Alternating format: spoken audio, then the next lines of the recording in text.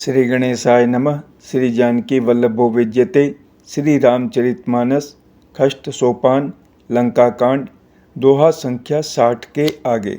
वहाँ लक्ष्मण जी को देखकर श्री राम जी साधारण मनुष्यों के अनुसार समान वचन बोले। आधी रात बीत चुकी, हनुमान नहीं आए। यह कहकर श्री राम जी ने छोटे भाई लक्ष्मण जी को उठाकर हृदय से लगा लिया और बोले, हे भाई, तुम मुझे कभी दुखी नहीं देख सकते थे। तुम्हारा स्वभाव सदा से ही कोमल था। मेरे हित के लिए तुमने माता पिता को भी छोड़ दिया और वन में जाड़ा, गर्मी और हवा सब सहन किया। हे भाई, वह प्रेम अब कहाँ है? मेरे व्याकुलतापूर्ण वचन सुनकर उठते क्यों नहीं?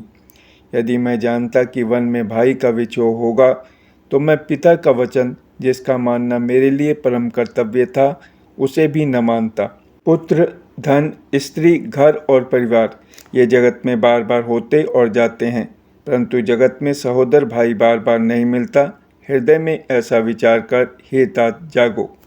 जैसे पंख बिना पक्षी, मणि बिना सर्प और सूंड बिना श्रेष्ठ हाथी अत्यंत दीन हो जाते हैं। हे भाई, यदि कहीं जड़ दैव मुझे जीवित रखे तो तुम्हारे बिना मेरा जीवन भी ऐसा ही होगा।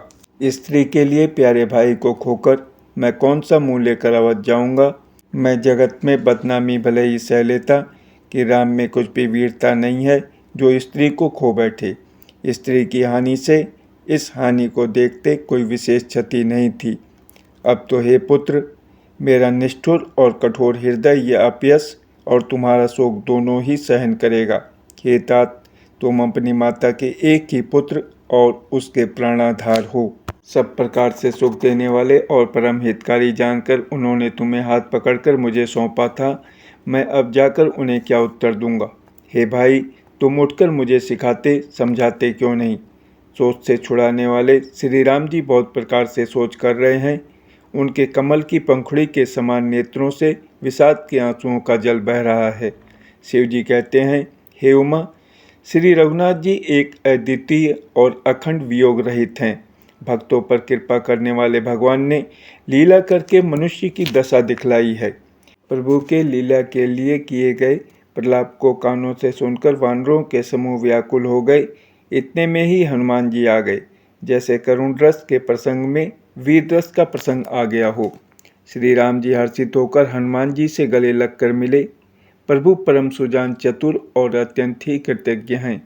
तब वैद्य सुषेण ने तुरंत उपाय किया, जिससे लक्ष्मण जी हर्षित होकर उठ बैठे। प्रभु भाई को हृदय से लगाकर मिले। भालू और वानरों के समूह सब हर्षित हो गए। फिर हनुमान जी ने वैद्य को उसी प्रकार वहां पहुंचा दिया जिस प्रकार वे उस बार पहले उसे ले आए थे। यह समाचार जब रावण ने सुना तब उसने अत्यंत विषाद से बार बार सिर पीटा। वह व्याकुल होकर कुंभकर्ण के पास गया और बहुत से उपाय करके उसने उसको जगाया। कुंभकर्ण जगा, उठ बैठा। वह कैसा दिखाई देता है, मानो स्वयं काल ही शरीर धारण करके बैठा हो। कुंभकर्ण ने पूछा, हे भाई, कहो तो तुम्हारे मुख सूख क्यों रहे हैं? उस अभिमानी रावण ने उससे जिस प्रकार से वह सीता को हर लाया था तब से अब तक की सारी कथा कही। फिर कहा, हे तात, वानरों ने सब राक्षस मार डाले, बड़े बड़े योद्धाओं का भी संहार कर डाला। दुर्मुख, देवशत्रु, देवांतक, मनुष्य भक्षक, नरांतक, भारी योद्धा, अतिकाय और अकंपन तथा महोदर आदि दूसरे सभी रणधीर वीर रणभूमि में मारे गए। तब रावण के वचन सुनकर कुंभकर्ण विलख कर दुखी होकर बोला, अरे मूर्ख, जगजननी जानकी को हर लाकर अब तो कल्याण चाहता है। हे राक्षसराज, तूने अच्छा नहीं किया। अब आकर मुझे क्या जगाया? हे तात, अब भी अभिमान छोड़कर श्री राम जी को भजो तो कल्याण होगा। हे रावण, जिनके हनुमान सरी के सेवक हैं, वे श्री रघुनाथ जी क्या मनुष्य हैं? हाय भाई, तूने बुरा किया जो पहले ही आकर मुझे यह हाल नहीं सुनाया। हे स्वामी, तुमने उस परम देवता का विरोध किया जिसके शिव, ब्रह्मा आदि देवता सेवक हैं। नारद मुनि ने मुझे जो ज्ञान कहा था वह मैं तुझसे कहता, पर अब तो समय जाता रहा। हे भाई, अब तो अंतिम बार अखबार भरकर मुझसे मिल ले, मैं जाकर अपने नेत्र सफल करूं।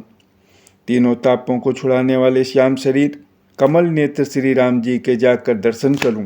श्री रामचंद्र जी के रूप और गुणों को स्मरण करके वह एक क्षण के लिए प्रेम में मग्न हो गया। फिर रावण से करोड़ों घड़े मदिरा और अनेकों भैंसें मंगवाई। भैंसें खाकर और मदिरा पीकर वह वज्रघात बिजली गिरने के समान गरजा। मत से चूर रण के उत्साह से पूर्ण कुंभकर्ण किला छोड़कर चला। सेना भी साथ नहीं ली। उसे देखकर विभीषण आगे आए और उसके चरणों पर गिरकर अपना नाम सुनाया। छोटे भाई को उठाकर उसने हृदय से लगा लिया और श्री रघुनाथ जी का भक्त जानकर वे उसके मन को प्रिय लगे। विभीषण ने कहा, हे तात, परम हितकर सलाह एवं विचार कहने पर रावण ने मुझे लात मारी। उसी ग्लानि के मारे मैं श्री रघुनाथ जी के पास चला आया। दीन देखकर प्रभु के मन को मैं बहुत प्रिय लगा। कुंभकर्ण ने कहा, हे पुत्र सुन, रावण तो काल के वश हो गया है। उसके सिर पर मृत्यु नाच रही है। वह क्या अब उत्तम शिक्षा मान सकता है? हे विभीषण, तू धन्य है, धन्य है, धन्य है। हे तात, तू राक्षस कुल का भूषण हो गया। हे भाई, तूने अपने कुल को दे दीप्यमान कर दिया। जो शोभा और सुख के समुद्र श्री राम जी को भजा। मन, वचन और कर्म से कपट छोड़कर रणधीर श्री राम जी का भजन करना। हे भाई, मैं काल मृत्यु के वश हो गया हूँ। मुझे अपना पराया नहीं सूझता, इसलिए अब तुम जाओ। भाई के वचन सुनकर विभीषण लौट गए और वहां आए जहां त्रिलोकी के भूषण श्री राम जी थे। विभीषण ने कहा, हे नाथ, पर्वत के समान विशाल देह वाला रणधीर कुंभकर्ण आ रहा है। वानरों ने जब कानों से इतना सुना तब वे बलवान किलकिलाकर हर्षध्वनि करके दौड़े। वृक्ष और पर्वत उखाड़ कर उठा लिए और क्रोध से दांत कटकटाकर उन्हें उसके ऊपर डालने लगे। रीछ वानर एक एक बार में ही करोड़ों पहाड़ों के शिखरों से उस पर प्रहार करते हैं, परंतु इससे न तो उसका मन ही मुड़ा, विचलित हुआ, और न शरीर ही टाले टला। ऐसे मदार के फलों की मार से हाथी पर कुछ भी असर नहीं होता। तब हनुमान जी ने उसे एक घूंसा मारा, जिससे वह व्याकुल होकर पृथ्वी पर गिर पड़ा और सिर पीटने लगा। फिर उसने उठकर हनुमान जी को मारा। वे चक्कर खाकर तुरंत ही पृथ्वी पर गिर पड़े। फिर उसने नल नील को पृथ्वी पर पछाड़ दिया और दूसरे योद्धाओं को भी जहाँ तहाँ पटक पटक कर डाल दिया। वानर सेना भाग चली। सब अत्यंत भयभीत हो गए। कोई सामने नहीं आता। सुग्रीव समेत अंगद आदि वानरों को मूर्छित करके फिर वह अपरिमित बल की सीमा कुंभकर्ण वानरराज सुग्रीव को कांख में दाब कर चला। शिव जी कहते हैं, हे उमा, श्री रघुनाथ जी वैसे ही नरलीला कर रहे हैं जैसे गरुड़ सर्पों के समूह में मिलकर खेलता हो, जो भौंके इशारे मात्र से बिना परिश्रम के काल को भी खा जाता है। उसे कहीं ऐसी लड़ाई शोभा देती है। भगवान इसके द्वारा जगत को पवित्र करने वाली वे कीर्ति फैलाएंगे, जिसे गा गा कर मनुष्य भवसागर से तर जाएंगे। मूर्छा जाती रही। तब मारुति हनुमान जी जागे और फिर वे सुग्रीव को खोजने लगे। सुग्रीव की भी मूर्छा दूर हुई। तब वे मुर्दे से होकर खिसक गए, कांख से नीचे गिर पड़े। कुंभकर्ण ने उनको मृतक जाना। उन्होंने कुंभकर्ण के नाक कान दांतों से काट लिए और फिर गरज कर आकाश की ओर चले। तब कुंभकर्ण ने जाना। उसने सुग्रीव का पैर पकड़कर उनको पृथ्वी पर पछाड़ दिया। फिर सुग्रीव ने बड़ी फुर्ती से उठकर उसको मारा और तब बलवान सुग्रीव प्रभु के पास आए और बोले, कृपा निधान प्रभु की जय हो, जय हो, जय हो।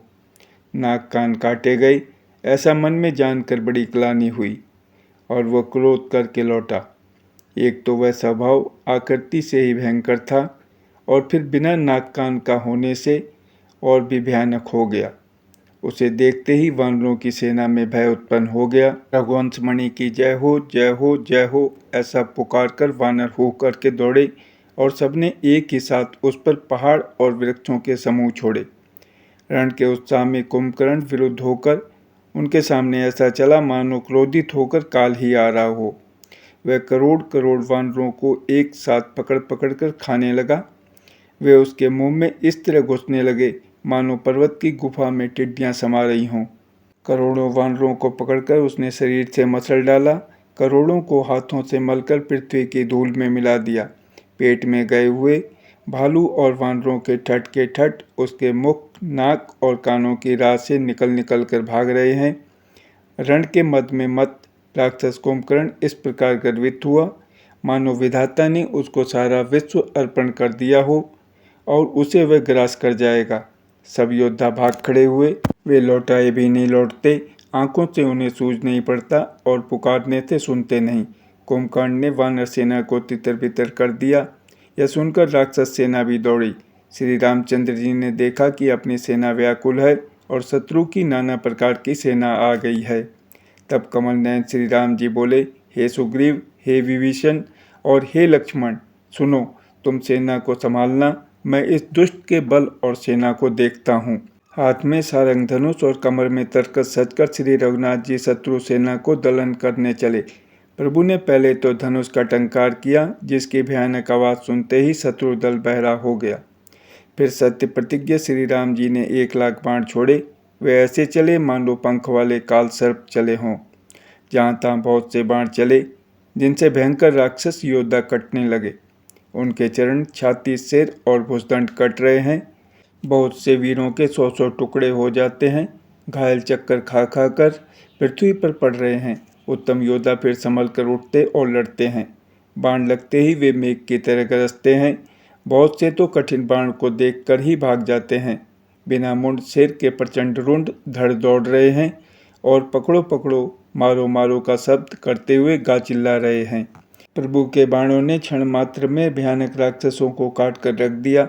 फिर वे सब बाण लौटकर श्री रघुनाथ जी के तरकस में घुस गए। कुंभकर्ण ने मन में विचार कर देखा कि श्री राम जी ने क्षण मात्र में राक्षसी सेना का संहार कर डाला। तब वह महाबली वीर अत्यंत क्रोधित हुआ और उसने गंभीर सिंहनाद किया।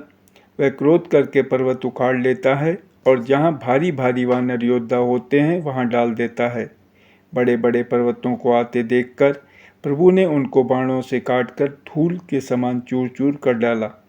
फिर श्री रघुनाथ जी ने क्रोध करके धनुष को तानकर बहुत से अत्यंत भयानक बाण छोड़े। वे बाण कुंभकर्ण के शरीर में घुसकर पीछे से इस प्रकार निकल जाते हैं कि उनका पता नहीं चलता। जैसे बिजलियां बादल में समा जाती हैं। उसके काले शरीर से रुधिर बहता हुआ ऐसी शोभा देता है मानो काजल के पर्वत से गेरू के पनाले बह रहे हों। उसे व्याकुल देखकर रीछ वानर दौड़े। वे ज्यों ही निकट आए त्यों ही वह हंसा और बड़ा घोर शब्द करके गरजा तथा करोड़ करोड़ वानरों को पकड़कर वह गजराज की तरह उन्हें पृथ्वी पर पटकने लगा और रावण की दुहाई देने लगा। यह देखकर रीछ वानरों के झुंड ऐसे भागे जैसे भेड़िए को देखकर भेड़ों के झुंड। शिव जी कहते हैं, हे भवानी, वानर भालू व्याकुल होकर आर्तवाणी से पुकारते हुए भाग चले। वे कहने लगे, यह राक्षस दुर्भिक्ष के समान है जो वानर कुल रूपी देश में पड़ना चाहता है। हे कृपा रूपी जल के धारण करने वाले मेघ रूप श्री राम, हे खर के शत्रु, हे शरणागत के दुख हरने वाले, रक्षा कीजिए, रक्षा कीजिए। करुणा भरे वचन सुनते ही भगवान धनुष बाण सुधार कर चले। महाबलशाली श्री राम जी ने सेना को अपने पीछे कर लिया और वे अकेले क्रोध पूर्वक चले आगे बढ़े। उन्होंने धनुष को खींचकर 100 बाण संधान किए। बाण छूटे और उसके शरीर में समा गए। बाणों के लगते ही वे क्रोध में भरकर दौड़ा। उसके दौड़ने से पर्वत डगमगाने लगे और पृथ्वी हिलने लगी। उसने एक पर्वत उखाड़ लिया। रघुकुल तिलक श्री राम जी ने उसकी वह भुजा ही काट दी। तब वह बाएं हाथ में पर्वत को लेकर दौड़ा। प्रभु ने उसकी वह भुजा भी काट कर पृथ्वी पर गिरा दी। भुजाओं के कट जाने पर वह दुष्ट कैसी शोभा पाने लगा, जैसे बिना पंख का मंद्रांचल पहाड़ हो। उसने उग्र दृष्टि से प्रभु को देखा, मानो तीनों लोकों को निगल जाना चाहता हो। वह बड़े जोर से चिंगाड़ करके मुंह फैला कर दौड़ा। आकाश में सिद्ध और देवता डरकर हा हा हा इस प्रकार पुकारने लगे। करुणा निदान भगवान ने देवताओं को भयभीत जाना। तब उन्होंने धनुष को कान तक तान कर राक्षस के मुख को बाणों के समूह से भर दिया, तो भी वह महाबली पृथ्वी पर न गिरा। मुख में बाण भरे हुए वह प्रभु के सामने दौड़ा, मानो काल रूपी सजीव तरकस ही आ रहा हो। तब प्रभु ने क्रोध करके तीक्ष्ण बाण लिया और उसके सिर को धड़ से अलग कर दिया। वह सिर रावण के आगे जा गिरा। उसे देखकर रावण ऐसा व्याकुल हुआ जैसे मणि के छूट जाने पर सर्प। कुंभकर्ण का प्रचंड धड़ दौड़ा, जिससे पृथ्वी धंसी जाती थी। तब प्रभु ने काट कर उसके 2 टुकड़े कर दिए। वानर, भालू और निशाचरों को अपने नीचे दबाते हुए वे दोनों टुकड़े पृथ्वी पर ऐसे पड़े जैसे आकाश से दो पहाड़ गिरे हों। उसका तेज प्रभु श्री रामचंद्र जी के मुख में समा गया। यह देखकर देवता और मुनि सभी ने आश्चर्य माना। देवता नगाड़े बजाते, हर्षित होते और स्तुति करते हुए बहुत से फूल बरसा रहे हैं। विनती करके सब देवता चले गए। उसी समय देव ऋषि नारद आए। आकाश के ऊपर से उन्होंने श्री हरि के सुंदर वीर रस युक्त गुण समूह का गान किया, जो प्रभु के मन को बहुत ही भाया। मुनि ये कहकर चले गए कि अब दुष्ट रावण को शीघ्र मारिए। उस समय श्री रामचंद्र जी रणभूमि में आकर अत्यंत सुशोभित हुए। अतुलनीय बल वाले कौशलपति श्री रघुनाथ जी रणभूमि में सुशोभित हैं। मुख पर पसीने की बूंदें हैं। कमल के समान नेत्र कुछ लाल हो रहे हैं। शरीर पर रक्त के कण हैं। दोनों हाथों से धनुष बाण फिरा रहे हैं। चारों ओर रीछ वानर सुशोभित हैं। तुलसीदास जी कहते हैं कि प्रभु की इस छवि का वर्णन शेष जी भी नहीं कर सकते, जिनके बहुत से हजार मुख हैं। शिव जी कहते हैं, हे गिरजे, कुंभकर्ण जो नीच राक्षस और पाप की खान था, उसे भी श्री राम जी ने अपना परम धाम दे दिया। अतः वे मनुष्य निश्चय ही मंद बुद्धि हैं, जो उन श्री राम जी को नहीं भजते। दिन का अंत होने पर दोनों सेनाएं लौट पड़ी। आज के युद्ध में योद्धाओं को बड़ी थकावट हुई, परंतु श्री राम जी की कृपा से वानर सेना का बल उसी प्रकार बढ़ गया जैसे घास पाकर अग्नि बहुत बढ़ जाती है। उधर राक्षस दिन रात इस प्रकार घटते जा रहे हैं, जिस प्रकार अपने ही मुख से कहने पर पुण्य घट जाते हैं। रावण बहुत विलाप कर रहा है। बार बार भाई कुंभकर्ण का सिर कलेजे से लगाता है। स्त्रियां उसके बड़े भारी तेज और बल को बखान करके हाथों से छाती पीट पीट कर रो रही हैं। उसी समय मेघनाद आया और उसने बहुत सी कथाएं कहकर पिता को समझाया और कहा, कल मेरा पुरुषार्थ देखिएगा। अभी बहुत बड़ाई क्या करूं? हे तात, मैंने अपने इष्ट देव से जो बल और रथ पाया था, वह बल और रथ अब तक आपको नहीं दिखलाया था। इस प्रकार डींग मारते हुए सवेरा हो गया। लंका के चारों दरवाजों पर बहुत से वानर आ डटे। इधर काल के समान वीर वानर भालू हैं और उधर अत्यंत रणधीर राक्षस। दोनों ओर के योद्धा अपनी अपनी जय के लिए लड़ रहे हैं। हे गरुड़, उनके युद्ध का वर्णन नहीं किया जा सकता। मेघनाथ उसी पूर्वोक्त मायामय रथ पर चढ़कर आकाश में चला गया और अट्टहास करके गरजा, जिससे वानरों की सेना में भय छा गया। वह शक्ति, शूल, तलवार, कृपाण आदि अस्त्र शस्त्र एवं वज्र आदि बहुत से आयुध चलाने तथा फरसे, परिघ, पत्थर आदि डालने और बहुत से बाणों की वृष्टि करने लगा। आकाश में दसों दिशाओं में बाण छा गए, मानो मघा नक्षत्र के बादलों ने झड़ी लगा दी हो। पकड़ो पकड़ो, मारो, ये शब्द कानों से सुनाई पड़ते हैं, पर जो मार रहा है उसे कोई नहीं जान पाता। पर्वत और वृक्षों को लेकर वानर आकाश में दौड़कर जाते हैं, पर उसे देख नहीं पाते। इससे दुखी होकर लौट आते हैं। मेघनाथ ने माया के बल से अटपटी घाटियों, रास्तों और पर्वत कंदराओं को बाणों के पिंजरे बना दिए, बाणों से छा दिया।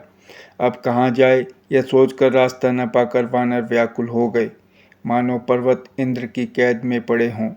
मेघनाथ ने मारुति, हनुमान, अंगद, नल और नील आदि सभी बलवानों को व्याकुल कर दिया। फिर उसने लक्ष्मण जी, सुग्रीव और विभीषण को बाणों से मारकर उनके शरीरों को चलनी कर दिया। फिर वह श्री रघुनाथ जी से लड़ने लगा। वह जो बाण छोड़ता है वे सांप होकर लगते हैं। जो स्वतंत्र, अनंत, एक अखंड और निर्विकार है, वे घर के शत्रु श्री राम जी लीला से नागपाश के वश में हो गए, उससे बंध गए। श्री रामचंद्र जी सदा स्वतंत्र एक अद्वितीय भगवान हैं। वे नट की तरह अनेकों प्रकार के दिखावटी चरित्र करते हैं। रण की शोभा के लिए प्रभु ने अपने को नागपाश में बांध लिया, किंतु उससे देवताओं को बड़ा भय हुआ। शिव जी कहते हैं, हे गिरजे, जिनका नाम जप कर मुनि भव जन्म मृत्यु की फांसी को काट डालते हैं, वे सर्वव्यापक और विश्व निवास, विश्व के आधार प्रभु कहीं बंधन में आ सकते हैं? हे भवानी, श्री राम जी की इन सगुण लीलाओं के विषय में बुद्धि और वाणी के बल से तर्क निर्णय नहीं किया जा सकता। ऐसा विचार कर जो तत्वज्ञानी और विरक्त पुरुष हैं, वे सब तर्क शंका छोड़कर श्री राम जी का भजन ही करते हैं। मेघनाथ ने सेना को व्याकुल कर दिया। फिर वह प्रकट हो गया और दुर्वचन कहने लगा। इस पर जामवान ने कहा, अरे दुष्ट, खड़ा रह। यह सुनकर उसे बड़ा क्रोध बढ़ा। अरे मूर्ख, मैंने बूढ़ा जानकर तुझको छोड़ दिया था। अरे अधम, अब तू मुझी को ललकारने लगा है। ऐसा कहकर उसने चमकता हुआ त्रिशूल चलाया। जामवान उसी त्रिशूल को हाथ से पकड़कर दौड़ा और उसे मेघनाद की छाती पर दे मारा। वह देवताओं का शत्रु चक्कर खाकर पृथ्वी पर गिर पड़ा। जामवान ने फिर क्रोध में भरकर पैर पकड़कर उसको घुमाया और पृथ्वी पर पटक कर उसे अपना बल दिखलाया, किंतु वरदान के प्रताप से वह मारे नहीं मरता। तब जामवान ने उसका पैर पकड़कर उसे लंका पर फेंक दिया। इधर देवऋषि नारद जी ने गरुड़ को भेजा। वे तुरंत ही श्री राम जी के पास आ पहुँचे। पक्षीराज गरुड़ जी सब माया सर्पों के समूहों को पकड़कर खा गए। तब सब वानरों के झुंड माया से रहित होकर हर्षित हुए। पर्वत, वृक्ष, पत्थर और नख धारण किए वानर क्रोधित होकर दौड़े। निशाचर विशेष व्याकुल होकर भाग चले और भागकर किले पर चढ़ गए। मेघनाद की मूर्छा छूटी। तब पिता को देखकर उसे बड़ी शर्म लगी। मैं अजय अजय होने को यज्ञ करूं, ऐसा मन में निश्चय करके वह तुरंत श्रेष्ठ पर्वत की गुफा में चला गया। यहाँ विभीषण ने यह सलाह विचारी और श्री रामचंद्र जी से कहा, हे अतुलनीय बलवान उदार प्रभु, देवताओं को सताने वाला दुष्ट मायावी मेघनाद अपवित्र यज्ञ कर रहा है। हे प्रभु, यदि वह यज्ञ सिद्ध हो पाएगा तो हे नाथ, फिर मेघनाद जल्दी जीता न जा सकेगा। यह सुनकर श्री रघुनाथ जी ने बहुत सुख माना और अंगद आदि बहुत से वानरों को बुलाया और कहा, हे भाइयों, सब लोग लक्ष्मण के साथ जाओ और जाकर यज्ञ को विध्वंस करो। हे लक्ष्मण, संग्राम में तुम उसे मारना। देवताओं को भयभीत देखकर मुझे बड़ा दुख है। हे भाई सुनो, उसको ऐसे बल और बुद्धि के उपाय से मारना जिससे निशाचर का नाश हो। हे जाम्बान, सुग्रीव और विभीषण, तुम तीनों जने सेना समेत इनके साथ रहना।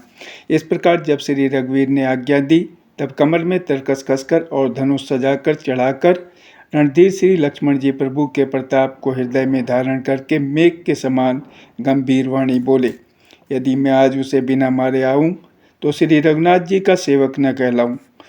यदि सैकड़ों शंकर भी उसकी सहायता करें तो भी श्री रघुवीर की दुहाई है, आज मैं उसे मार ही डालूंगा। श्री रघुनाथ जी के चरणों में सिर नवाकर शेषावतार श्री लक्ष्मण जी तुरंत चले। उनके साथ अंगद, नील, मयंत, नल और हनुमान आदि उत्तम योद्धा थे।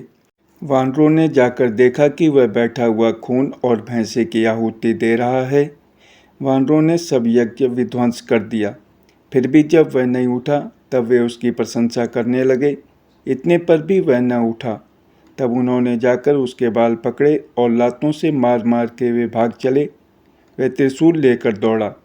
तब वानर भागे और वहां आ गए जहां आगे लक्ष्मण जी खड़े थे। वह अत्यंत क्रोध का मारा हुआ आया और बार बार भयंकर शब्द करके गरजने लगा। मारुति, हनुमान और अंगद क्रोध करके दौड़े। उसने छाती में त्रिशूल मारकर दोनों को धरती पर गिरा दिया। फिर उसने प्रभु श्री लक्ष्मण जी पर प्रचंड त्रिशूल छोड़ा। अनंत श्री लक्ष्मण जी ने बाण मारकर उसके दो टुकड़े कर दिए। हनुमान जी और युवराज अंगद फिर उठकर क्रोध करके उसे मारने लगे, पर उसे चोट न लगी। शत्रु मेघनाद मारे नहीं मरता, यह देखकर जब वीर लौटे तब वह घोर चित्गाड़ करके दौड़ा। उसे क्रुद्ध काल की तरह आता देखकर लक्ष्मण जी ने भयानक बाण छोड़े। वज्र के समान बाणों को आते देखकर वह दुष्ट तुरंत अंतर्धान हो गया और फिर भांति भांति के रूप धारण करके युद्ध करने लगा।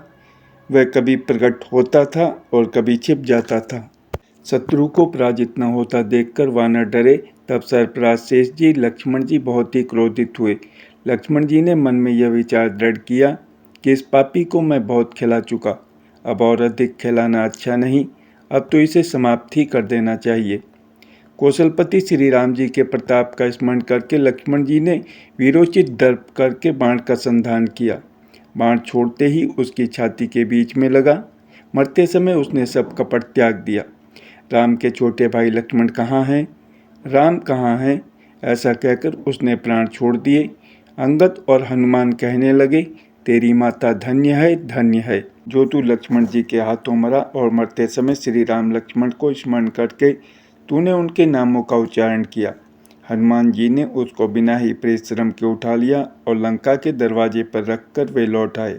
उसका मरना सुनकर देवता और गंधर्व आदि सब विमानों पर चढ़कर आकाश में आए। वे फूल बरसाकर नगाड़े बजाते हैं और श्री रघुनाथ जी का निर्मल यश गाते हैं।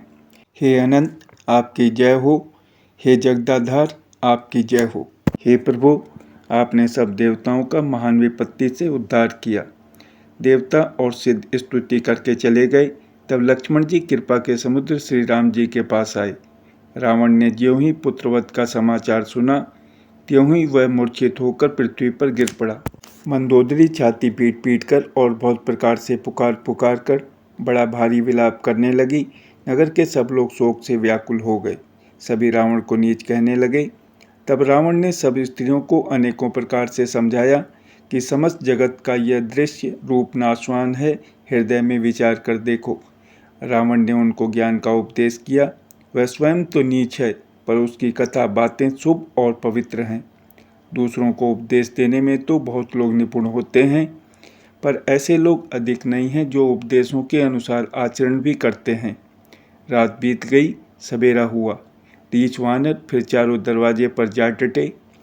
योद्धाओं को बुलाकर दसमुख रावण ने कहा, लड़ाई में शत्रु के सम्मुख जिसका मन डावाडोल हो, अच्छा है वह अभी भाग जाए। युद्ध में जाकर विमुख होने भागने में भलाई नहीं है। मैंने अपनी भुजाओं के बल पर वैर बढ़ाया है। जो शत्रु चढ़ाया है उसको मैं अपने ही उत्तर दे लूँगा। ऐसा कहकर उसने पवन के समान तेज चलने वाला रथ सजाया। सारे जुझाऊ लड़ाई के बाजे बजने लगे। सब अतुलनीय बलवान वीर ऐसे चले मानो काजल की आंधी चली हो।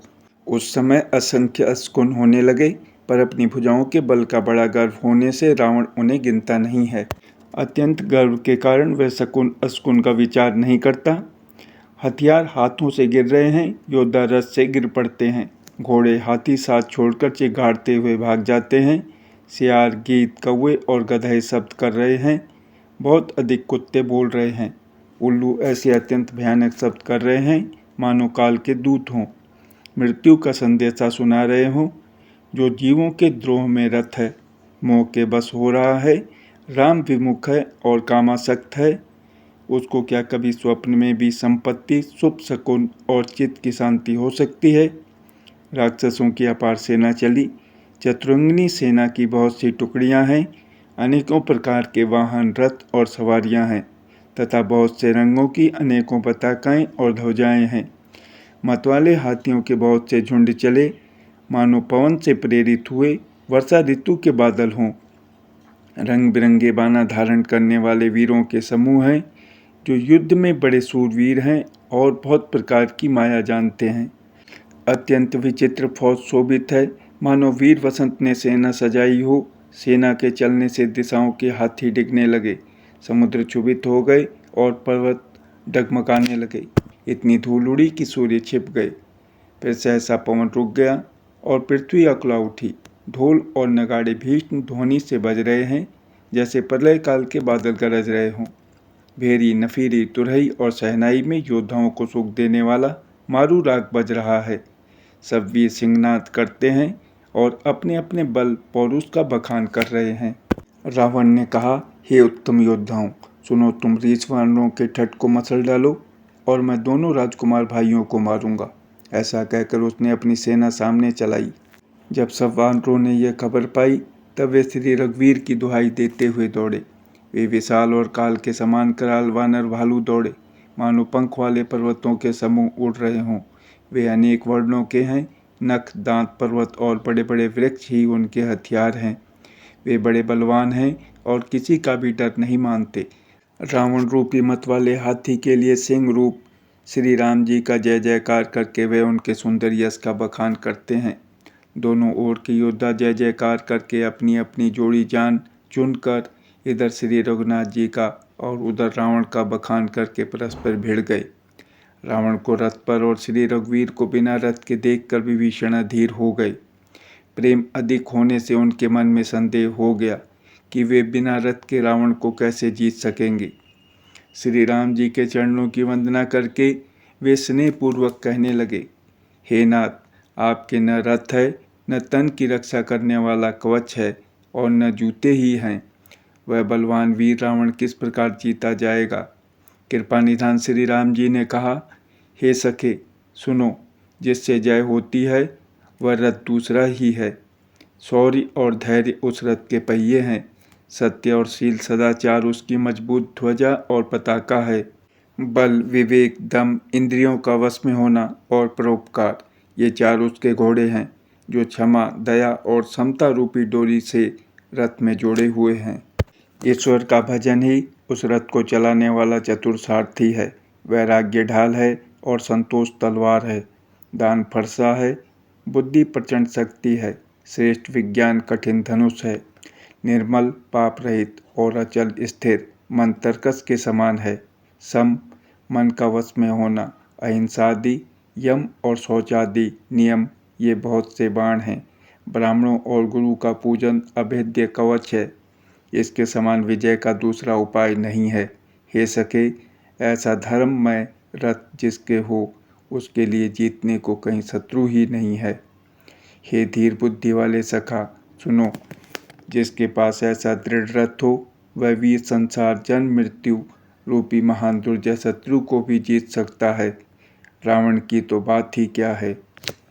प्रभु के वचन सुनकर विभीषण जी ने हर्षित होकर उनके चरण कमल पकड़ लिए और कहा, हे कृपा और सुख के समूह श्री राम जी, आपने इसी बहाने मुझे महान उपदेश दिया। उधर से रावण ललकार रहा है और इधर से अंगद और हनुमान, राक्षस और रीछ वानर अपने अपने स्वामी की दुहाई देकर लड़ रहे हैं। जय श्री राम।